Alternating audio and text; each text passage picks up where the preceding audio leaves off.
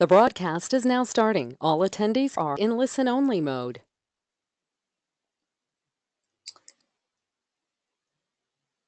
Welcome everyone. Thanks for joining our November Trending Topics webinar. We'll give everyone a chance to log on here and get started in just a few moments.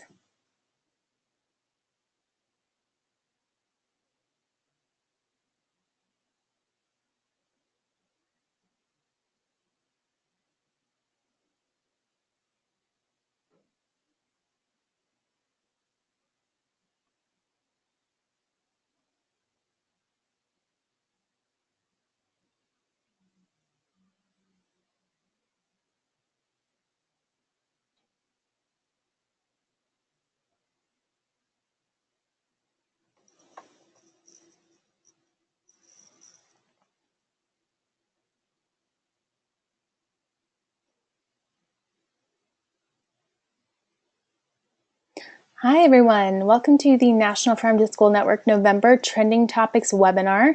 This month we'll be focusing on Harvest of the Month. My name is Lacey Stevens and I'm the Farm to Early Care and Education Associate with the National Farm to School Network, and I'll be co-facilitating today's webinar along with my colleague Hannah McCandless, National Farm to School Network's Network and Partnership Fellow. So welcome and thank you so much for joining us today.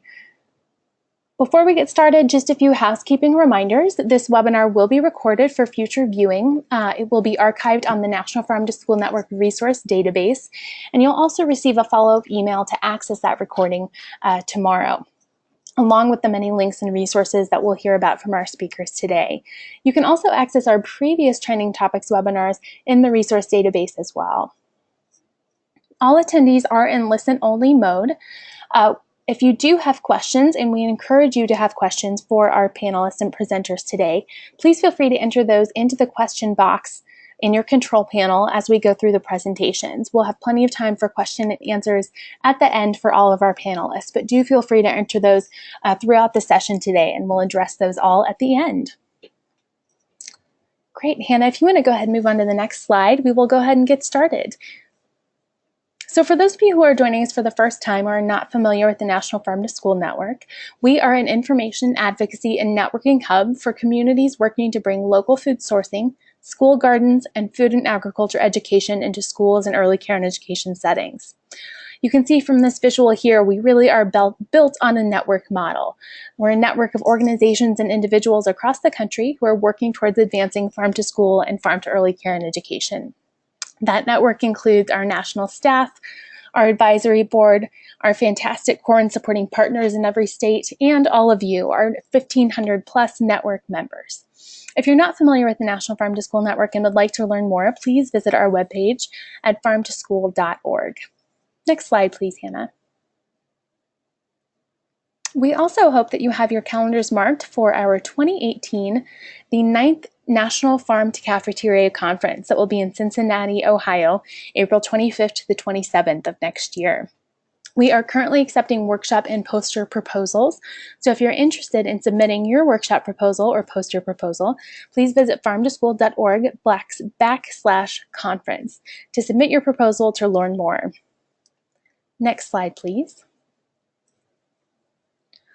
So there are lots of ways to stay connected with us throughout the year, including our website that I mentioned, farmtoschool.org. You can also find us on Facebook, Twitter, and Instagram to get your daily dose of Farm to School. These Trending Topics webinars that you're joining us for today do occur monthly, the first Thursday of every month.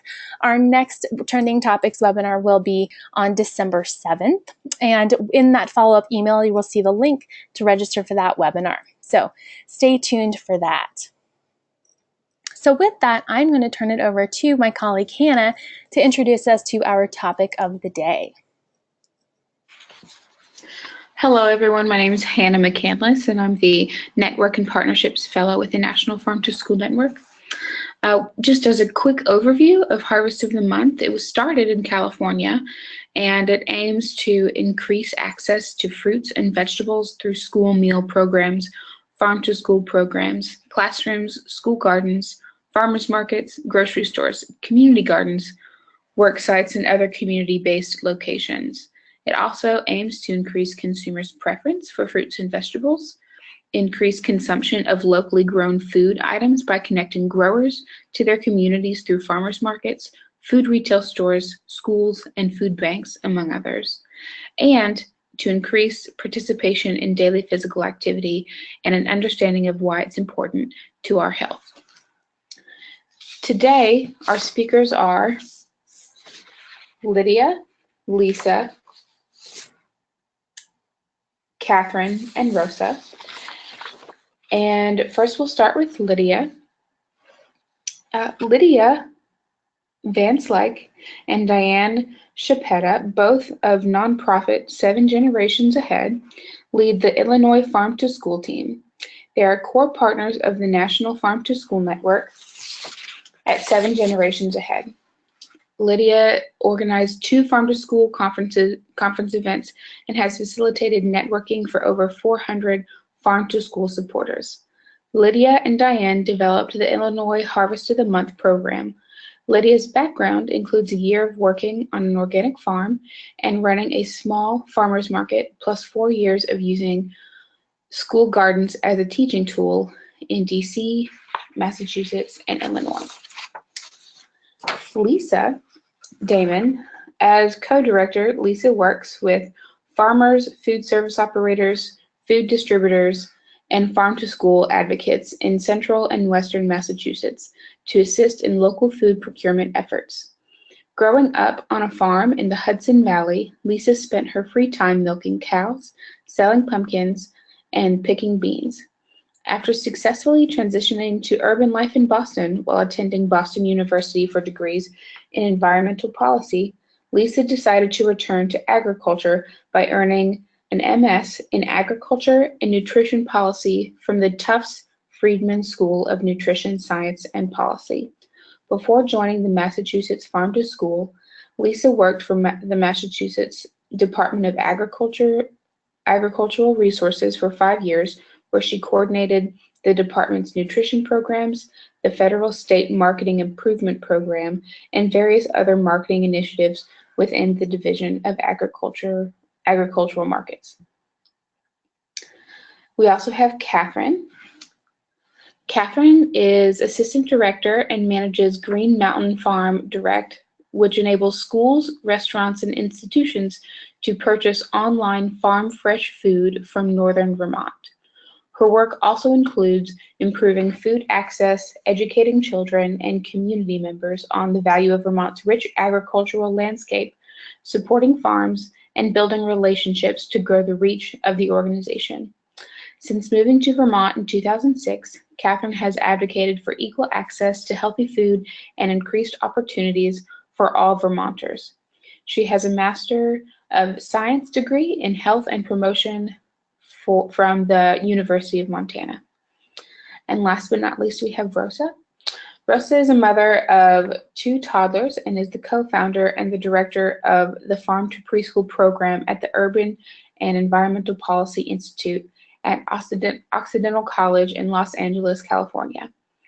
Rosa's work involves creating and piloting nutrition and garden-based ECE curricula, providing technical assistance for school gardens and procurement, collaborating with ECE staff and parents to advocate for healthy food access in schools, homes, and communities, and working to create regional food systems that support local farmers.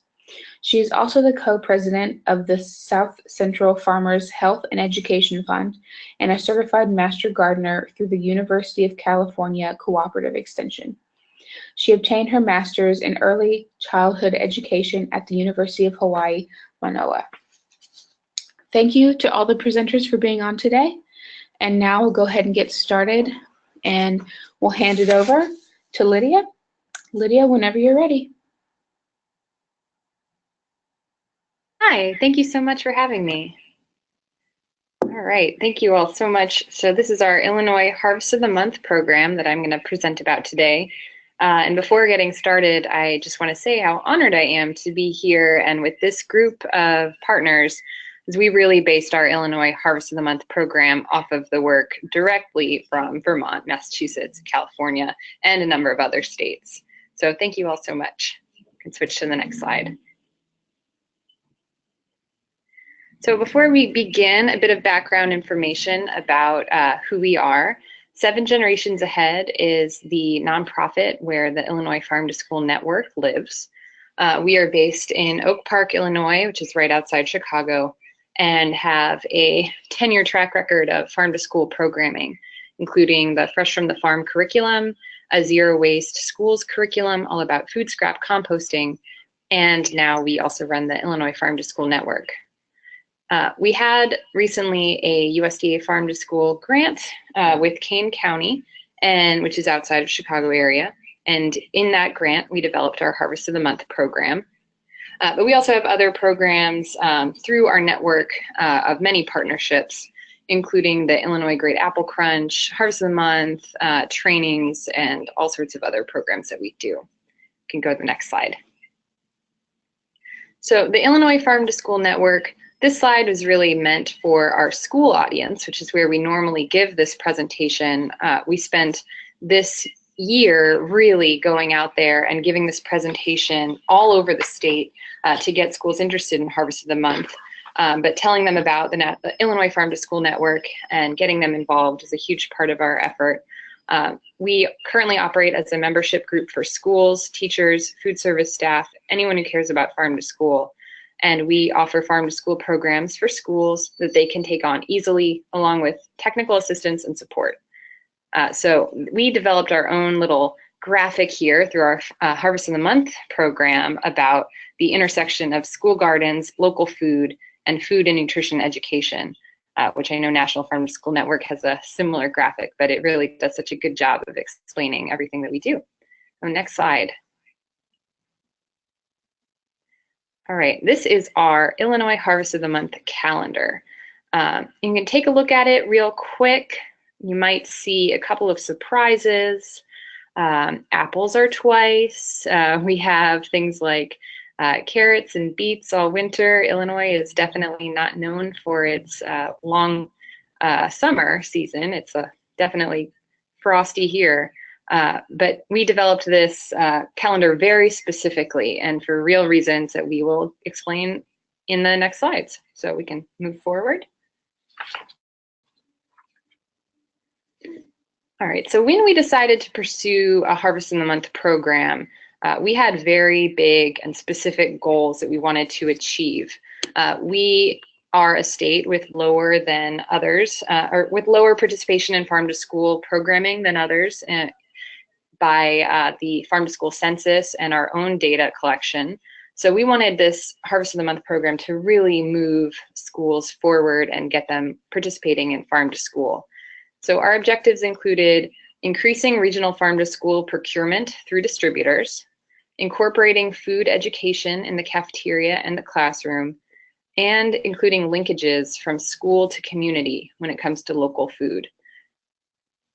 So next slide. So we decided to take a really regional perspective when it came to the foods that we chose for our calendar and make it so that pretty much any school in Illinois, no matter what food service company they're working with or what produce vendor they use, they could get these foods. So our region, we defined it quite widely at 300 miles. So depending on where you are in Illinois, it could mean Kentucky or Tennessee, which are not highlighted, but we really focused on the Great Lakes region and the Midwest as our region. So it makes it easier for schools to participate and it's still building up our local food community. Next slide. So as I mentioned, a big point of this program is to be an entry point into farm to school by making it as easy as possible for school districts to connect to that local and regional produce. And we put a lot of this, or pretty much all of it actually, in the school's hands. We're not telling them what farm to buy from, obviously, and we're not telling them what produce vendor to use, but we do include a lot of sourcing options, including direct relationships, but also purchasing local from regional produce distributors and aggregators. We've also worked a lot with our Illinois DoD vendor to get more local items in that system. Next slide. So this year, we have a lot of schools participating in Harvest of the Month, especially compared to last year.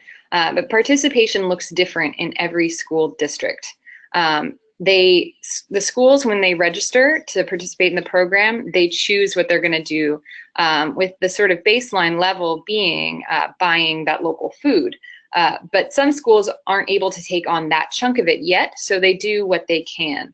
I have a whole list here, including classroom cafeteria tastings, celebrations, inviting school families to participate at home. But every school is able to choose. And I actually heard from a school yesterday that they thought they would only be able to bring in food from their garden to do Harvest of the Month, but their enthusiasm made it so that they were able to change their produce vendors' choices, and now they're getting local fruit. So participation can even change over the course of a year. Next slide. So I mentioned registration. We do require that all school districts register for Harvest of the Month so that we're able to keep track of who's doing what, and then we're able to give them really great technical assistance. So when schools register, we send them a calendar and a book. We have these beautiful books that we were able to get through our USDA Farm to School grant that has all of this information inside, including the calendar, everything that's on the website, recipes for food service and for families, book lists, curriculum activities, science curriculum activities for each food, fun facts, nutrition facts, and a whole section at the front all about how to buy local. Next slide. So this is one example of a school district's participation in Harvest of the Month from last year. This is one of our rural school districts who were participating, and they were able to put amounts of local food into their normal recipes and then make new recipes that they posted online. They also connected to local grocery stores and got those grocery stores to put Harvest of the Month information in their displays about the different types of foods each month, which was a lot of fun to see. Next slide. So I mentioned curriculum, and real quickly to show you one example of our curriculum, we actually did adapt this, as noted at the bottom, from a Vermont program. So again, thank you all so much for the inspiration. But this activity is linked to Next Generation Science Standards and is all about peppers. We have one of these for every single food item, and they're all meant to be quick activities for the schools. Next slide. So I know I'm running out of time, but just to end it, I'll show you where we are now. So our first year was started as a pilot with 3 school districts. And now in the school year 2017-2018, we're currently active in, actually, it says 14 here, but now it's 15 school districts serving over 400,000 students. And we really made that happen through just a groundswell of interest and doing a lot of outreach at different conferences. And also it just speaks to the power of Harvest of the Month, that it's easy for schools to do and they want to take it on. So we think it's really going to increase the amount of local food that's available for our schools regionally. Right, next slide. So we do have a Harvest Illinois website, harvestillinois.org, that has almost all the information. If you really want to see everything, you do have to be a school district and register, but the book as a PDF is available online. If you have any questions or want any materials from us, you can contact my colleague Diane Chapita. As you may have seen, if you're in the partner listserv, this is my last week at SGA, but Diane is here to get anything for you. So thank you all so much.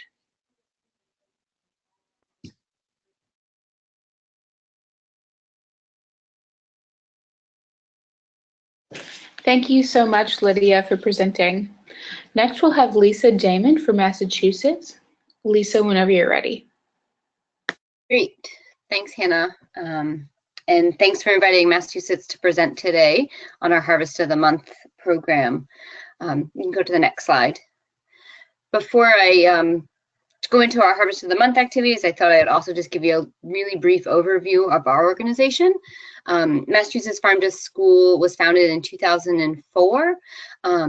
and primarily founded to support the local agricultural economy here in Massachusetts. And so throughout our 13-ish years of activities, we've really held strong to those roots of supporting local agriculture and local farmers, but have also expanded to also support the fisheries and fishing community here in Massachusetts, and also expanded our scope to look at the whole community when doing farm to school in schools here in Massachusetts. So our newly revamped, you can see our newly revamped mission statement here incorporates not just our work with procurement and cafeterias, but also our work across the whole school system, and also our work with fisheries. Next slide. So a little bit about our Harvest of the Month program before I get into some of the details. This is our 5th year of doing our Harvest of the Month campaign or program. Our first year, which I believe was in 2013, we started off with 6 months. So we did September through February. And then the second year of our Harvest of the Month program, we expanded to incorporate all 12 months. So the school year plus any district or organization that's doing summer food service. And we also make our summer months available to organizations that may just be doing summer food service. So we did have some organizations over the last couple of years sign up, like a YMCA or a summer camp, that may not do a whole school year of food service, but just focusing on the summer months. So we got some specialty crop grant funding to really expand that summer month program. Looking at the seasonal calendar here in Massachusetts, it just made sense to really try to make those connections in the summer that maybe weren't happening naturally or organically. So you can see here our crop selection. I will say we did a little bit of rearranging after our first year when we got some feedback from the producers, distributors, and also the schools. But since the second year of our Harvest of the Month, we maintain the same crops each year, with the exception of May, which was recently changed to seafood last year, and before that it was seeds and seedlings to incorporate some garden work. And so schools that have been participating for a number of years maybe still have those old materials and may still do the seeds and seedling months in May, which is great.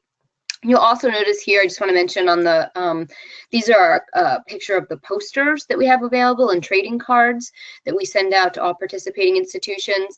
And you'll note that at the bottom, if you can kind of see it, there's a Blue Cross Blue Shield of Massachusetts logo. And for the past 3 years, they've been our primary funder for this program. They give us enough funding to cover all of our printing costs, and cover a little bit of our staff costs to help run the program. So we've been really fortunate to partner up with them to help cover most of the costs of the program. Prior to that, like I said, we had received some specialty crop grant funding and some state funding to help get the program underway and get it going. And this year we have about 125 school districts in Massachusetts participating, and then an additional 35 institutions, which includes independent schools, higher ed institutions, and early care centers. So we have about 430,000 K-12 students currently participating in the program this year. You can go to the next slide. So similar to Illinois, we have elements that we make available to the participating institutions. We have a monthly e-newsletter that we send out to all of the team members, all of the school team members that sign up, kind of reminding them what the crop is and making sure that they're familiar with all the resources each month that they have available to them to implement the program in their setting. We provide and make sure schools know that we provide procurement support if that's needed or desired. We work with schools, but also distributors and farmers to help make those connections along the supply chain if that's necessary for participating schools. And we also provide printed promotional materials that we mail directly to all of the participating school districts. That includes posters, which you saw in the previous slide, for each month, trading cards primarily used in the younger elementary schools, And then you can see here the I tried it stickers, also usually used in the younger schools, in elementary schools. And then we also every month have electronic resources available, recipes, curricular connections, a family newsletter that schools can print out and send home with kids or make available on their website. We also have newsletter blurbs and certain things you can incorporate into your menu to help promote what they're doing around Harvest of the Month. Next slide, please. And so in return, we ask schools to make a pledge in participating and sign the pledge at the beginning of the year. And this asks that they create a farm to school team to implement Harvest of the Month. And that team includes educators, food service, and administrators. We also ask that they agree to serve the featured item at least twice on their menu throughout the month. And we do charge schools and institutions a fee of $20 to $50 depending on the size of their district to participate.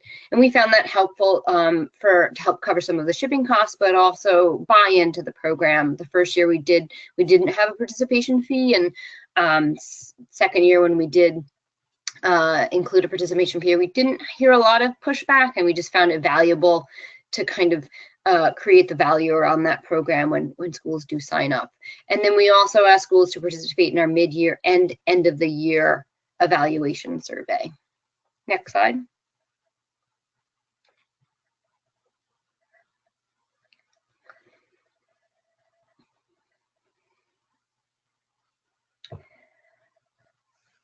Oh, can you go to the next slide?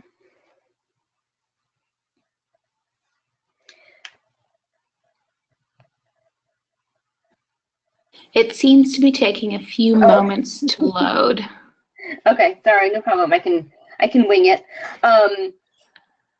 Yeah, so like I said, we provide procurement support. So we work a lot with distributors. Actually, this program has given us some really great context to approach distributors that service a lot of our Harvest of the Month schools. And so we can give them heads up about what crops they'll be expected to hear from their schools about. And, we've worked really closely with a couple of distributors that have agreed to work more with local producers and carry more local items in response to the Harvest of the Month schools.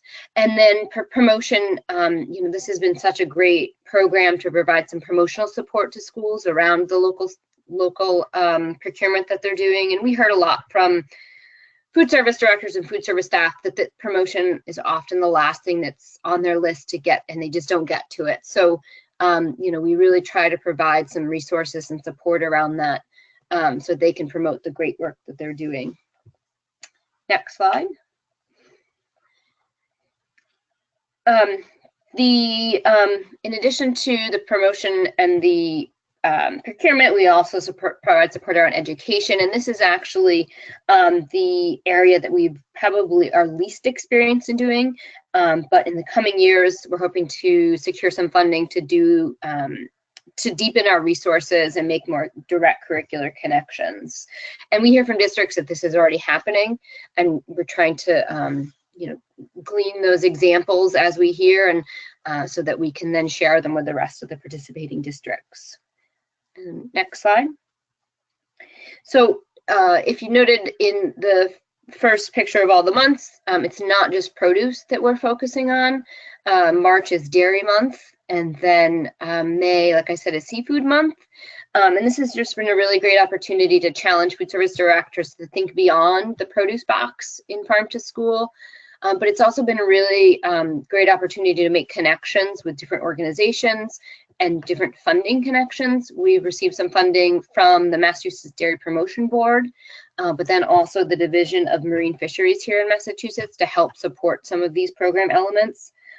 So I really encourage folks to think outside the produce box and creatively. You can go to the next slide. I believe it's just a picture of our seafood poster, and there are some examples of some fish tacos that they serve in a couple of the schools. And you can go to our next slide. So what's next for us? I mentioned, we're excited about expanding our educational resources and really making the link directly to align with curriculum connections here in Massachusetts. We'd like to deepen our evaluation that we do on the program, but then also think about more targeted recruitment of schools here in Massachusetts to reflect our mission and our core values at Massachusetts Farm to School. So thinking about getting a good cross-section of a geographic cross-section and socioeconomic cross-section here in Massachusetts of participating schools. Next slide. And if you have any questions after today's webinar, please feel free to reach out to us. We're happy to share our materials, resources, and experience with you if that's helpful. Thank you. Thank you so much, Lisa, for sharing. Now we're going to go ahead and have Catherine Cusack from Vermont speak. Catherine, whenever you're ready. Okay, thank you, Hannah. This is Catherine Cusack. I'm the Assistant Director at Green Mountain Farm to School up in the northeast corner of Vermont. I'm very happy to be presenting with today's panelists and just excited to learn new stuff already about what we can do up here. So the Vermont Harvest of the Month program, very similar to the other Harvest of the Month programs, is a statewide campaign to promote local and seasonal foods. Next slide. A little history about the Vermont Harvest of the Month program. It originated as a collaboration between 3 nonprofits representing different regions of the state. And there was a lot of collaborating and talking and design of the program done, as a collective group back in 2013.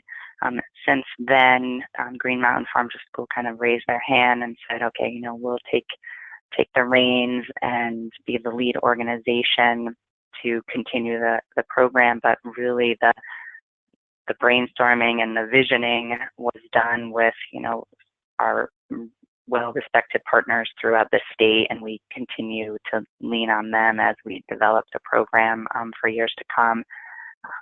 And so in 2013, the primary focus was on schools, and it was thought of as a way to frame taste tests.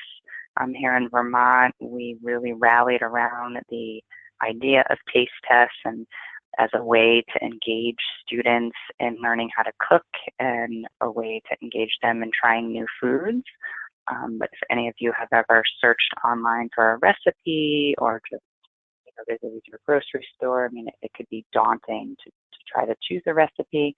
And the Harvest of the Month calendar really took a large concept and whittled it down into manageable bites, if you will. And so every month is assigned a different crop, and so taste tests are held, monthly, and recipes chosen based on that month's crop. So that was the original thinking back in 2013. And, someone had mentioned, one of the earlier presenters mentioned Harvest of the Month being an entry point into schools. And, I totally agree with that and see that taste tests. We often use taste tests as an entry point into schools. And so being able to package taste tests around Harvest of the Month, makes that conversation with a new school even more palatable.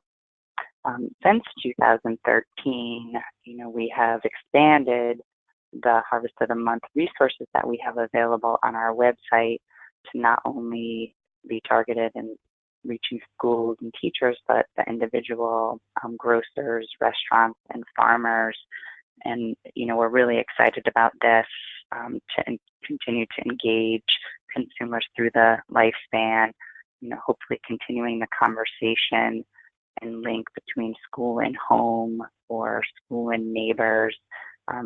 We struggled with, we do taste tests in our retail environments and struggled for a little while and how to engage people to actually try the new foods. And when we put some signage up that, and this is what kids are tasting in your local school, we found that people were taking the sample more. And so we're kind of excited to see that people were really interested to know what students were doing, and then they themselves wanted to participate. Next slide.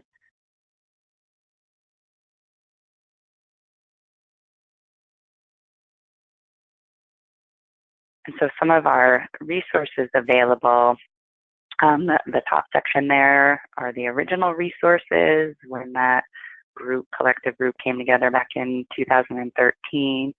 The decision was made to, have the promotional materials, so posters, and then wanting to address the 3 C's. And so the educational flyers, which all are available for free on the VermontHarvestOfTheMonth.org website, are tailored toward the cafeteria, classroom, and home. And all of those flyers offer, some storage and handling tips, recipes, educational activities, art projects are included on some of the home flyers.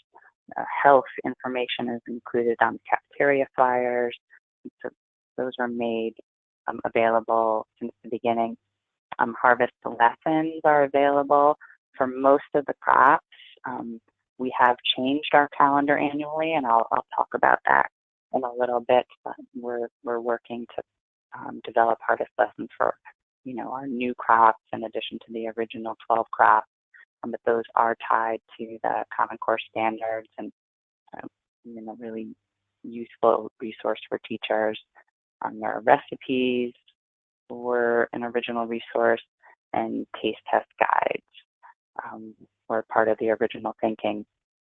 Since we've expanded our target population in 2016, 2017, we've added lunch line tags available for download on the website, menu inserts for restaurants, shelf tags for retailers, and then we've added something that we're calling one-pagers, which is really kind of a how-to based on who you are. And so we have 5 target populations, and we have one-pagers on how to engage with Harvest of the Month available, or soon to be available. We are in the process of updating our website, and we will have tabs available for each target population, and one-pagers and resources for those populations available on the website. Next slide. So some of the successes, we do an annual pledge, and this is where we ask people to commit to celebrating Harvest of the Month. We do that on an annual basis, usually at the beginning of the school year.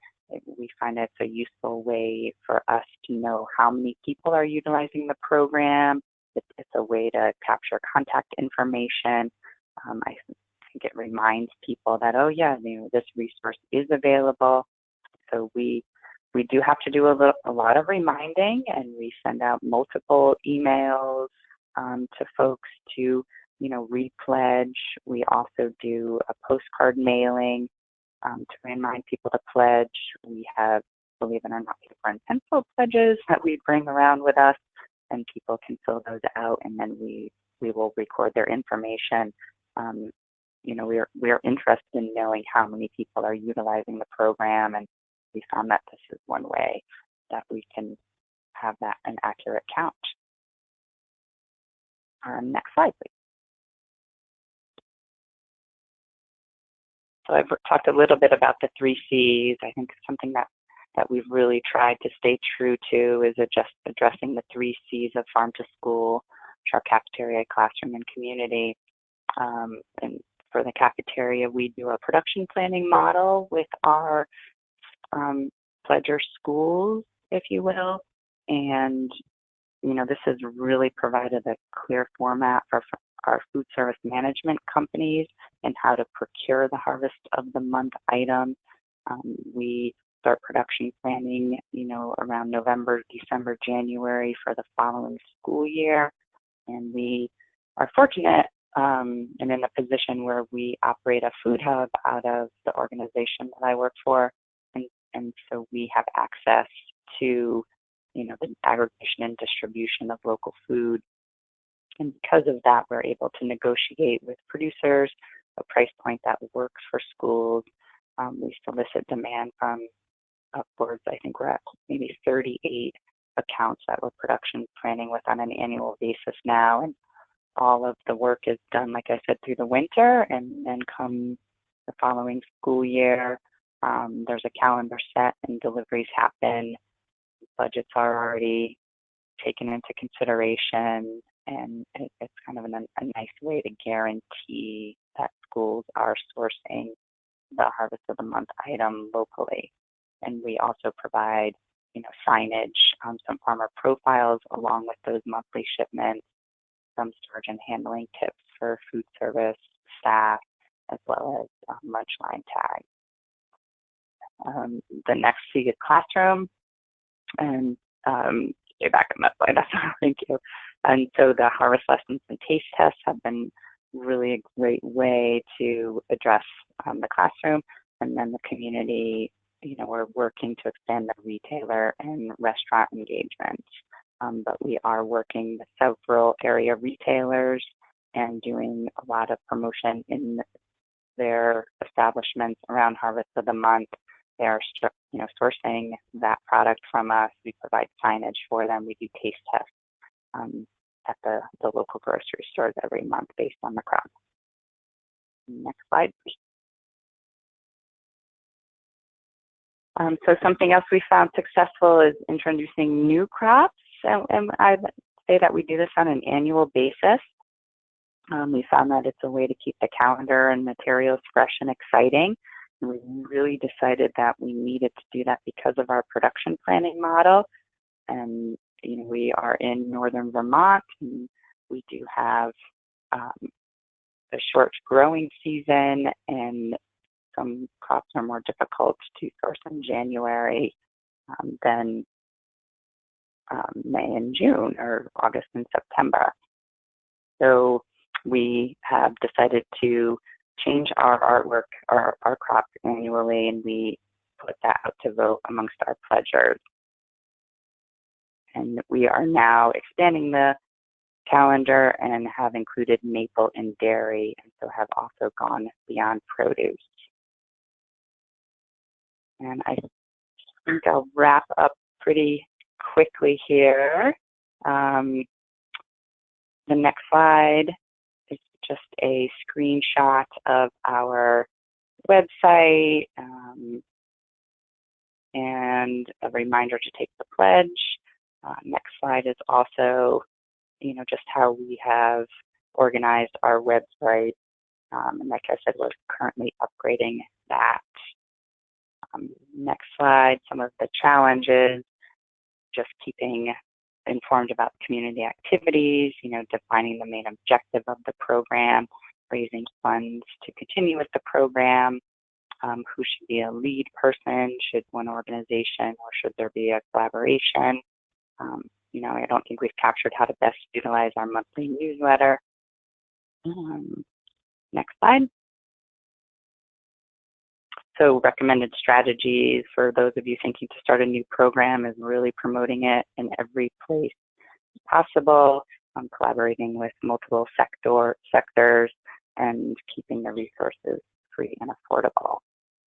And the next couple of slides are just some pictures and artwork on how schools are utilizing and celebrating Harvest of the Month.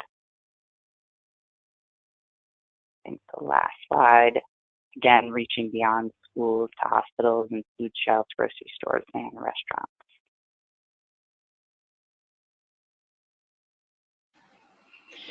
Thank you so much. Do you have anything else you wanted to say before we go on? I didn't mean to interrupt. No, thank you. Okay. Well, thank you so much, Catherine. And now we have our last presenter, Rosa Romero from California. And also a reminder to everyone, you are able to submit questions in the question box for us to answer at the end if that is something you would like to do. Rosa, whenever you're ready. Hi, everybody. I just want to say this has been really great to learn about what every state is doing, and I'm really appreciating everyone's beautiful materials and images. Just a little background, the California Farm to School Network started as a task force in 2004 and then formally formed a network in 2013, and it's currently transitioning through the to be kind of led by the California Department of Food and Agriculture, their new Office of Farm to Fork. So that transition is currently happening. The K-12 Harvest of the Month program was created and currently maintained by the California Department of Public Health. And so that's still a very active program throughout the state. And I'm just going to focus specifically on the California Farm to Preschool Harvest of the Month curriculum.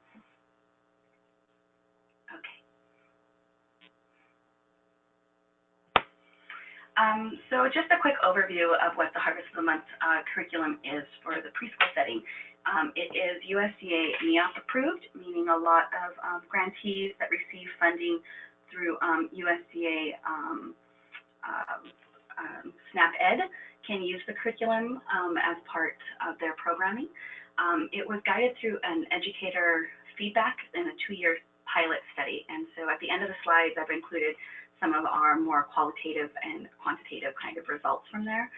It's aligned to DRDP, which are developmental standards and Head Start domains. These are the standards that ECE programs need to, kind of promote kindergarten readiness, and they issue those reports. And so in order for us to modify these programs in the K-12 setting, kind of like Common Core, we have to make sure that they align to these standards that preschool teachers are required to do. It includes seasonal and local food systems themes aligned to CACFP meal patterns, which are the reimbursement program similar to the federal lunch program. So that then the taste test and the additional cooking activities can be done in classroom and still get credited through that program. There's also garden and physical activity addendums that are created, and all of the material is free and downloadable at farmtopreschool.org/CA. So we did an extensive review of kind of best practices, of Harvest of the Month nationally. And what we found is, there's consistent lessons and definitely a taste test, which most states talked about, that really would help with success. So what we did was we designed weekly lessons and a monthly taste test with optional recipes.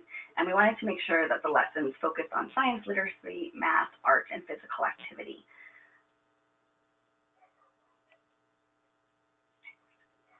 So one example is a Harvest of the Month peppers, which is usually done in the fall. So growing vegetable soup hits a lot of the learning requirements for reading and comprehension. Rainbow with peppers does a lot of pre-math reasoning skills of A, B, B, A, B, A, patterning. Tasting the sweet peppers, brings in a lot of the science and the nutrition education component. Pepper patterns, again, for math. And then there's a lot of different things you can add as well. So we wanted the lessons to be short, anywhere from 5 to 15 minutes, since it's a short attention span. So we have options with additional curriculum for teachers to, add to the lesson if they have an older audience, or also, things they can take back or maybe add as they're transitioning into different activities. And each month there's also a book that we can go ahead and go to the next slide. So what we found was best practices is when the lessons are integrated in the entire lesson plan. So that teachers, it's not just, oh, now we're doing Harvest of the Month, but instead they look at it as our math lesson is going to be around counting peas. And so the idea is we are teaching nutrition, but we're looking at nutrition as an integrated part of their daily activity. So the more exposure they have, the more willing that they're going to eat it, which, we all know a lot of the studies show. A lot of family involvement. So a lot of the times, we'll invite partners to come in and do workshops and nutrition education with the parents, as well as gardening. Wellness policies, which are not mandated in the K-12 system, but we give examples of how they can be used in the ECE system, anywhere from like outside snacks to birthday policies, and then hands-on learning, because we want to make sure there's a lot of hands-on learning at this age. Go to the next slide. Thank you. And so by hands-on learning, I mean, you know, a lot of these experiential kind of things. So cooking projects, gardening, farm field trips, farmers market field trips, and inviting the farmer in the classroom. Because a lot of the birthplace of this curriculum is in Los Angeles, many of our population does not have access to even knowing where a farm is. So having these experiences of meeting a farmer at any of these locations really helps the children understand where their food is really coming from. There's currently 2 years available on the website.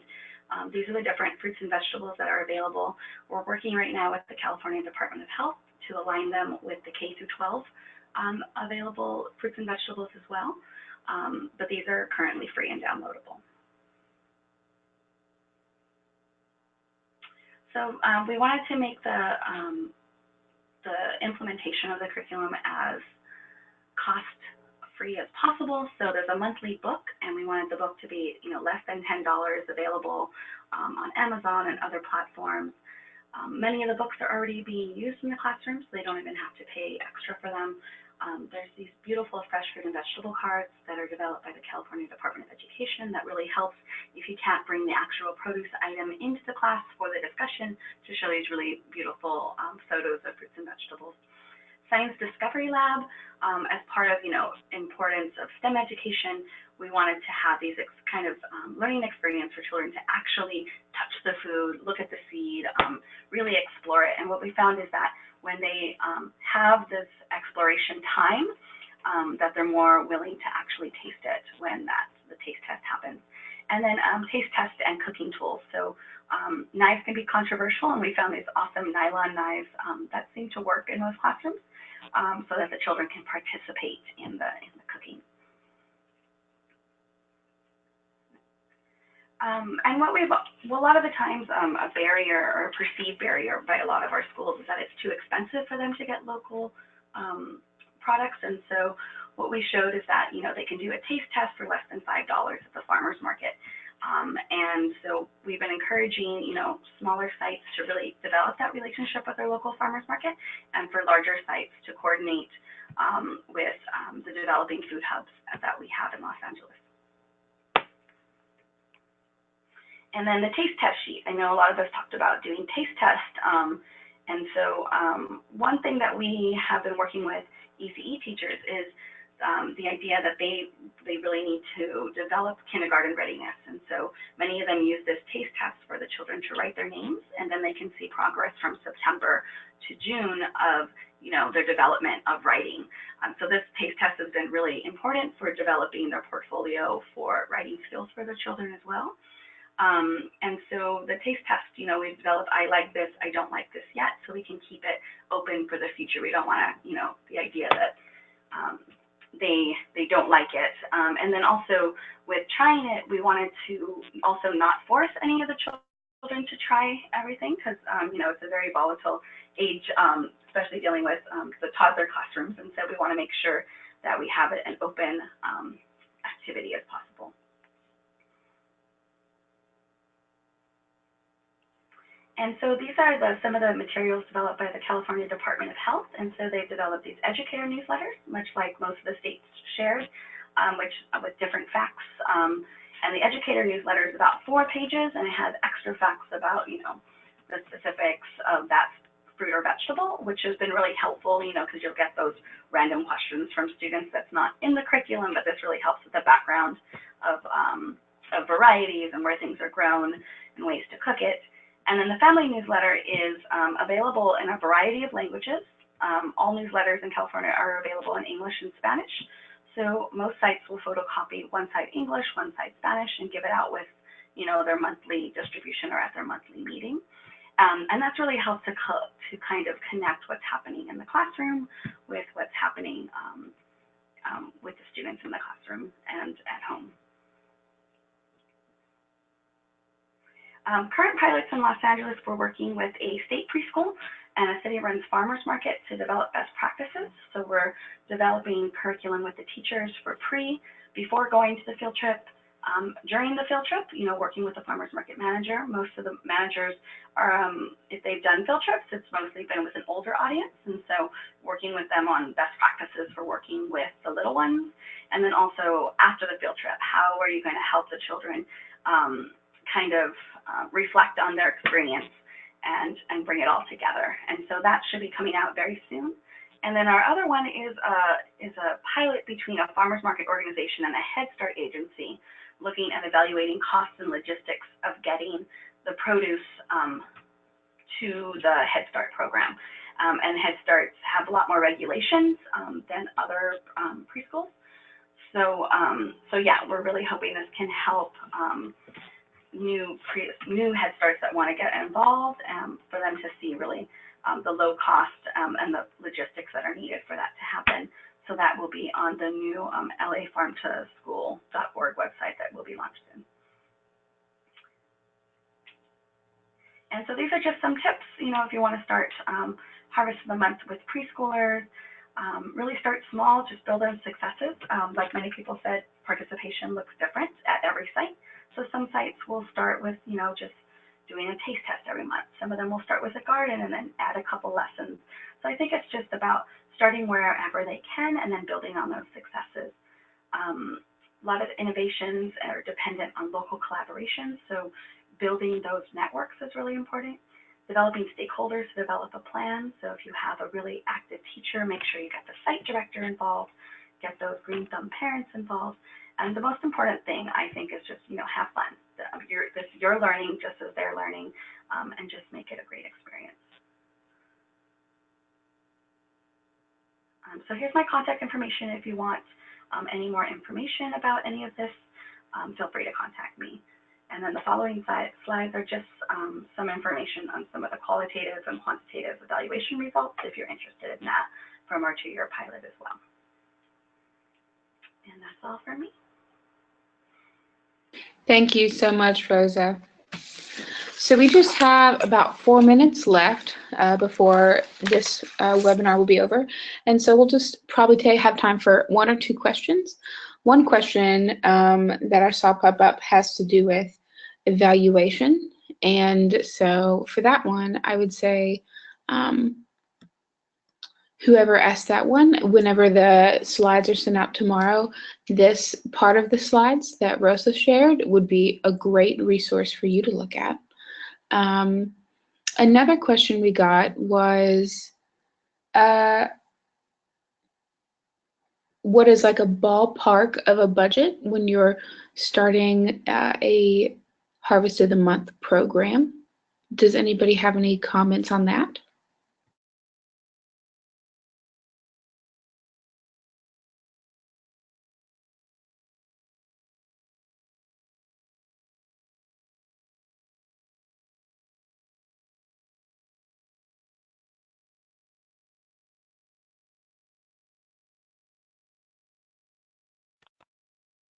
This is Lisa Damon from Massachusetts. I don't necessarily have a great estimate, but I can say our program, the majority of our costs that we attribute directly to this program is around the printing.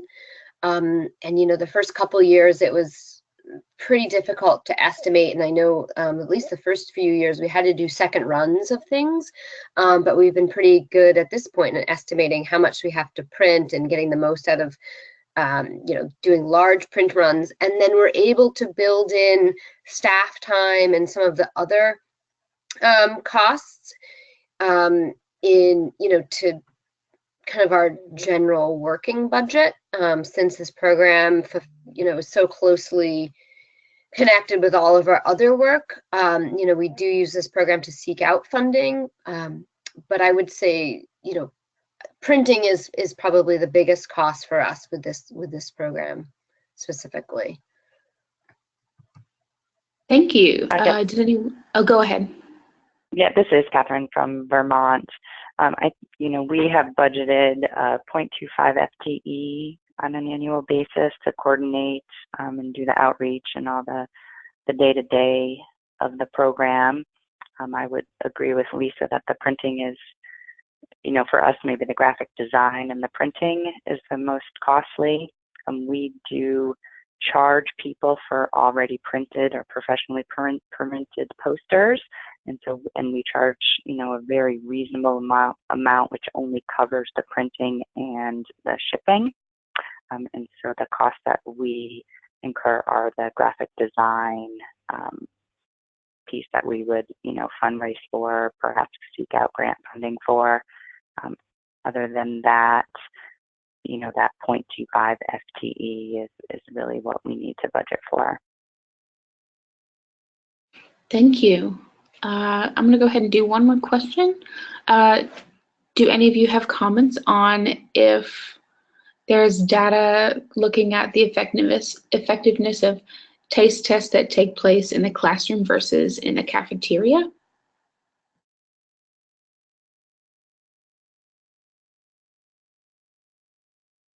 This is Lydia. We did both types of taste testing in our pilot program and the first year of our Harvest of the Month program. And we found cafeteria taste tests a lot easier to implement with schools. However, it is incredibly difficult to get evaluative data in a cafeteria. So probably easier to do that in the classroom setting.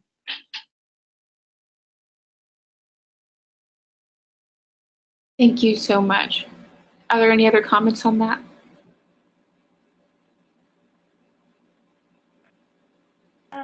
This is Rosa. I think in terms of evaluation, there's a lot of different evaluation resources, and the National Farm to School actually has a really good evaluation guide, depending on what you're looking at to evaluate. So are you looking at, participation of the children, and increased consumption, understanding where fruits and vegetables come from, and they kind of lay out the different kind of evaluation strategies that you can do to kind of test the effectiveness of that. So I think that's a good resource.